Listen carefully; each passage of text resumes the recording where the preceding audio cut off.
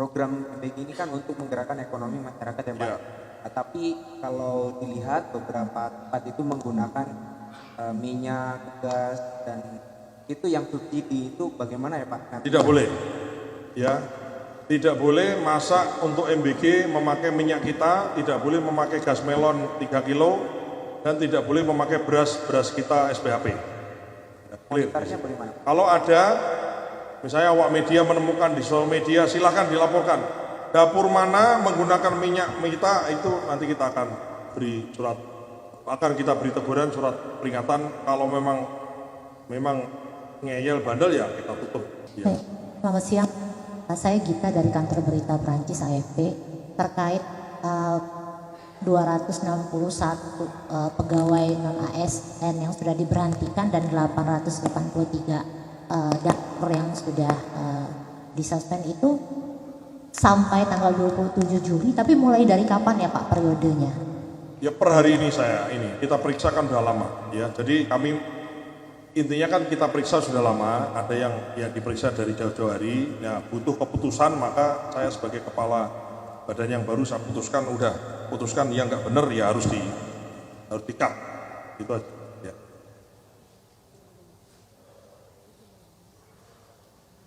Teriak aja kali ya. Ini kan pasukan berani mati takut lapar, ya kan? Cek. Assalamualaikum. Dar. Perkenalkan Dimas dari. Cek. Mas, ada beberapa pertanyaan yang aku pengen tanyain. Yang pertama itu soal adanya asosiasi di sini. Ya. Nah itu kan kemarin Mas Dar janjiin kalau mau melunaskan atau menjanjikan bahwa yang penting Bapak Ibu ini tidak rugi gitu. Nah skemanya sudah dibuat atau belum, itu yang pertama. Terus yang kedua, tadi kan ada data di sini, itu rata-rata kebanyakan yang disuspend yang di daerah luar. Ya bisa kita lihat itu kebanyakan di 3T. Itu ataukah bentuk kesengajaan BGN dalam ingin merombak sistem yang tadinya mau diganti dapur kantin sekolah atau seperti apa? Yang ketiga, tadi singgung juga, cek, bagaimana sih Mas?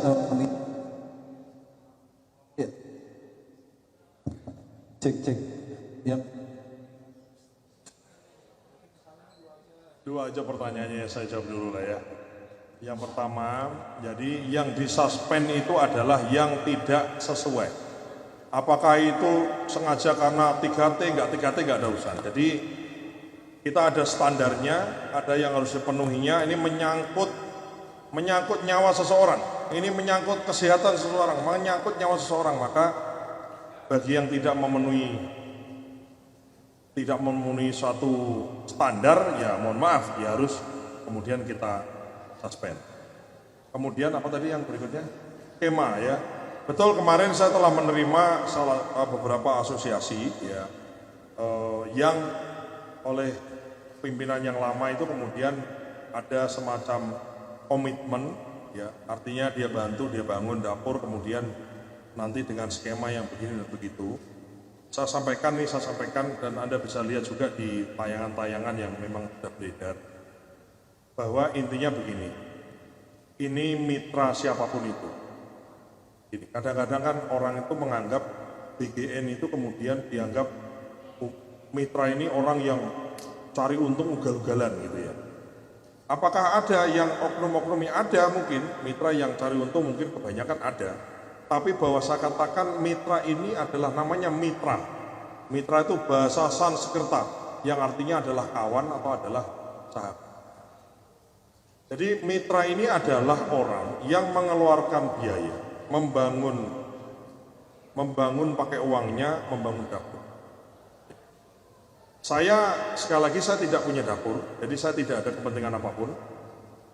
Jadi bagi mitra yang banyak dan kebanyakan mitra itu baik, maka ini harus kita apresiasi.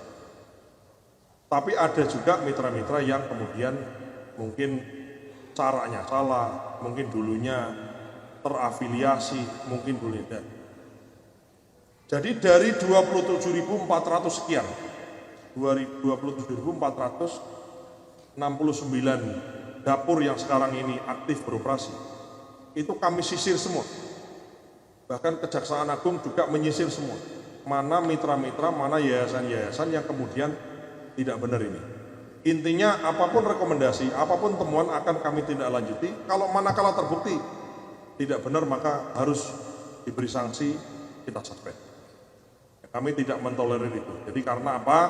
Karena makan bergizi ini menyangkut makan, menyangkut keamanan, menyangkut kesehatan, dan menyangkut nyawa banyak orang yang kita kasih makan. Ya. Terkait protesnya mitra tadi, ya, yang pertama sikap saya adalah saya sangat menghargai mitra. Bahwa mitra itu kemudian melakukan investasi atas dasar komitmen yang diberikan oleh pimpinan lama, maka saya sampaikan kepada mitra yang bersangkutan, mungkin saya tidak bisa memenuhi sebagaimana janjinya dulu pimpinan dulu, ya kan, diiming-imingi macam-macam apa untung sekian kali itu mungkin tidak bisa kami penuhi, tapi kami pastikan akan mencari skema yang adil supaya orang yang sudah bersusah payah, ada yang mohon maaf, ada yang menggadaikan rumahnya, ada yang nggak berani pulang karena rumahnya itu didatengin orang terus, ditagih hutang dan lain-lain, itu kemudian orang-orang ini mendapatkan keadilan, setidaknya tidak dirugikan.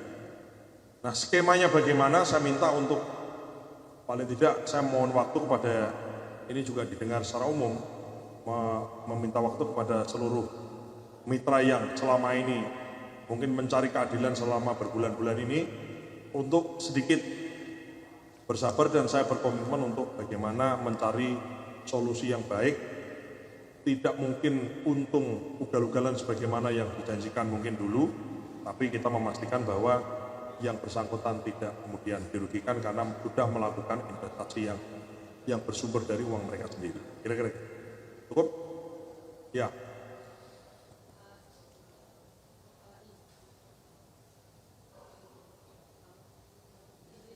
Ya, kedengeran. Kan ada adven di wilayah kebanyakan di wilayah 3T ya Pak. Jadi kayak entah Maluku bukan dan 3T, bukan 3T. Ya maksudnya di wilayah 3. Ya, nah, di wilayah manapun. Di luar ya, Jawa. Ya. Itu kan akan nantinya berdampak ke prioritas BGN ke depan yang salah satu penerima manfaatnya disasar ke wilayah 3T itu ya Pak. Nantinya berarti di kawasan... Jadi gini, jangan misleading ya. Bukan berarti kalau luar Jawa itu sama dengan 3T gitu loh. Ya itu juga harus Anda pahami.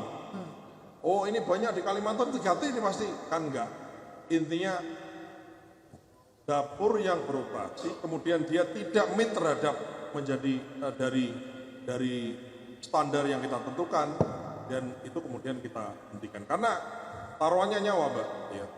Berarti nantinya di kawasan terdampak yang SPPG-nya sudah disuspend, apakah nantinya akan ada titik SPPG baru Pak yang standarnya akan lebih sesuai dengan standar BGN atau seperti apa sih? Karena kan berarti dengan suspendnya SPPG ini ada penerima manfaat yang jadinya juga ikut terdampak kan? Gitu, nah, tolong dicatat, kami memastikan bagaimana kami memastikan kalau ada dapur yang disuspend, itu kemudian yang tadinya menerima manfaat itu jangan sampai kemudian tidak menerima.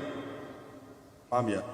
Misalnya ada sekolah, dia dapat, bayangannya banyak orang itu kan ada sekolah dapat, kemudian dapurnya disuspend, terus kemudian jadi nggak dapat. Itu tidak akan terjadi, dan kami upayakan tidak terjadi, karena begitu disuspend maka secara otomatis kita akan membagi porsi layanan yang tadinya disediakan oleh dapur yang disuspend itu kepada dapur-dapur lain sekitar situ. Kira-kira. Jadi intinya Bapak Ibu semua adalah memastikan menunya itu tersaji dengan baik, standar kualitasnya baik, dimakan dengan baik, anak-anaknya happy, anak-anaknya juga kebutuhan dia terpenuhi, ya, dan perputaran ekonominya juga jalan, lapangan pekerjaan terjadi. Jadi intinya kita ingin everybody happy lah. Gitu ya. Jadi bukan kok disuspend, kemudian disuspend sekian, terus kemudian sekolah jadi nggak dapat. Kita pastikan, kita usahakan untuk kemudian bisa di-cover. Karena memang itu mekanisme itu yang berjalan saat ini. Udah cukup? Ya.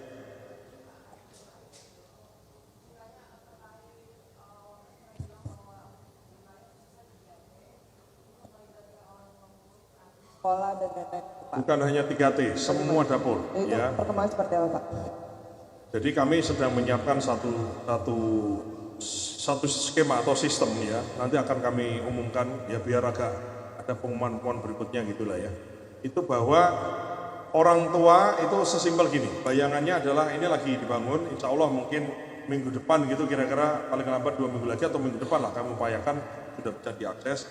Orang tua misalnya melogin di sistem, memasukkan NIK anaknya, dari situ maka akan tersaji anaknya sekolah di mana, menu makanan hari itu tuh apa, kandungan isinya apa, makanannya dimasak di mana, ya, dan kepala SPPG-nya siapa, itu bisa diakses oleh orang tua, guru, kepala sekolah, ya, dan juga kami juga akan melibatkan secara khusus pada misalnya dinas kesehatan, dinas pendidikan, ya, kemudian kepala daerah dan lain-lain bisa untuk mendapatkan informasi.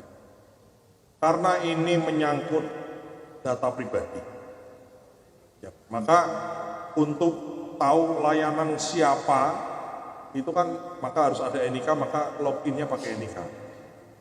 Nah, untuk umum kami upayakan bisa mendapatkan yang lebih general, misalnya titik SPPG di kabupaten situ di mana saja, menu yang tersaji di mana, dan layanan sekolah yang dilayani di mana. Intinya kami berusaha dari yang manual bagaimana kemudian menjadi digital sehingga mudah dan gampang diakses oleh semua orang. Gitu ya. Ya, lanjut yang belakang.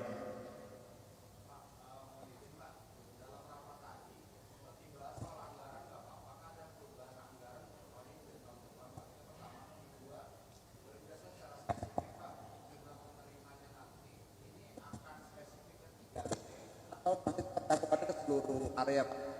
Oke, saya jawab untuk terkait anggaran belum kami bahas. Kami lagi sisir semua, ya.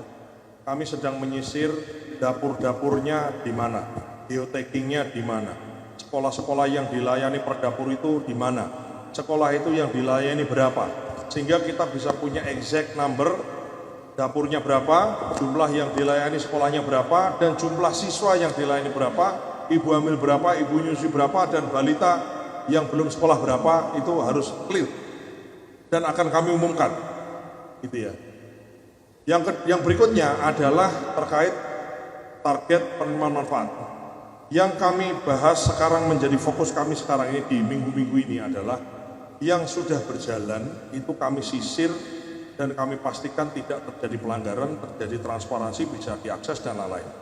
Jadi yang sekarang ini ada 27.469 dapur ini harus transparan melayani di mana, dan itu clear semua dulu. Baru nanti kami akan jam in kepada 3T, jam in kepada mitra yang sudah bangun, jam in kepada persoalan-persoalan lain, dan doakan kami bisa untuk segera kami selesaikan ini. Oke, cukup? 5.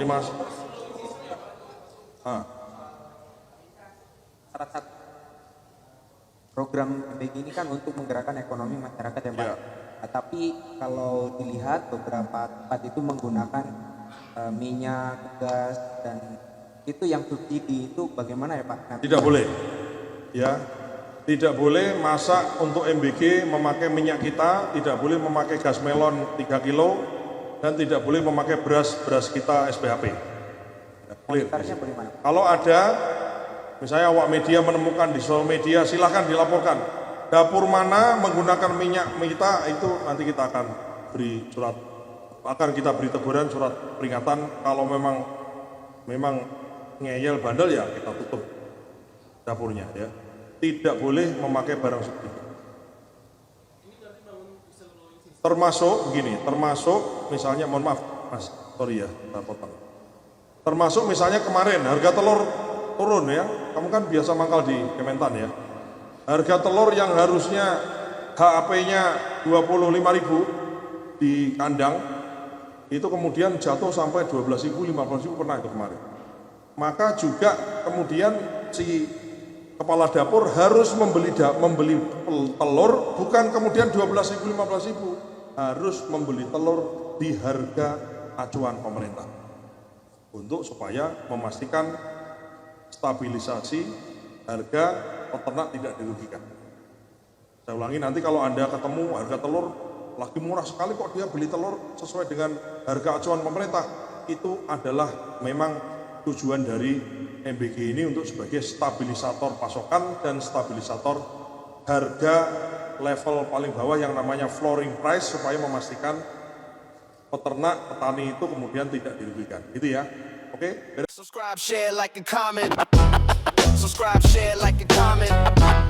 Subscribe, share, like, and comment. Subscribe, share, like, and comment. Subscribe, share, like, and comment.